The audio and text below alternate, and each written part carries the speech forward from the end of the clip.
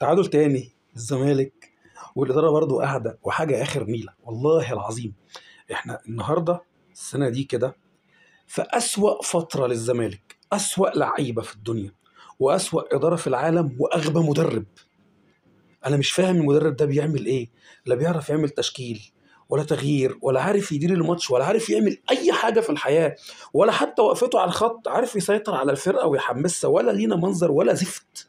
انا نفسي اعرف الاداره قاعده بتعمل ايه، انتوا مستنيين ايه؟ يعني لو انتوا مش عاوزين تستقيلوا وتخلوا عندكم دم، احنا مش معترضين خلاص، ما انتوا قاعدين على قلبنا مش بمزاجنا عشان انتوا اختيار جمعيه عموميه.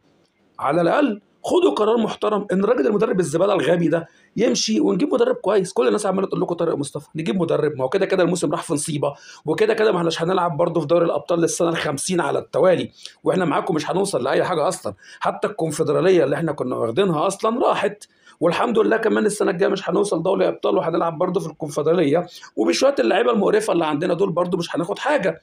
طب انتوا مستنيين ايه؟ مش عايزين تستقيلوا خلاص يا سيدي، احنا ما احناش معترضين، مش عارفين نمشيكوا احنا غير باراده ربنا بقى، ان ربنا سبحانه وتعالى يتدخل.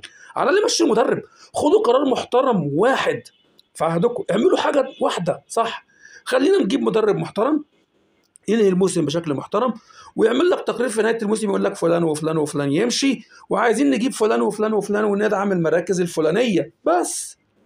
الف به كوره يعني، مش محتاجه يا دكتور احمد زويلي يدير النادي.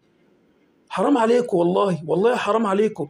النهارده بعد ما كنا داخلين نلعب البلاي اوف ده علشان نقول ان احنا ممكن ناخد الدوري وننافس، وشفنا بيراميدز خسر 4 نقط ورا بعض، والاهلي خسران مننا وهيتخصم منه 3 نقط، احنا بنديهم كل الاسباب اللي تخلي اتحاد الكره ما يخصمش ال3 نقط من الاهلي. يقول لك ما انا هخصمهم من الاهلي ليه؟ يعني عادي، ده لو خصمتهم منه والزمالك اصلا فرق عنه 7 نقط هيفرقوا ايه مع الزمالك يعني؟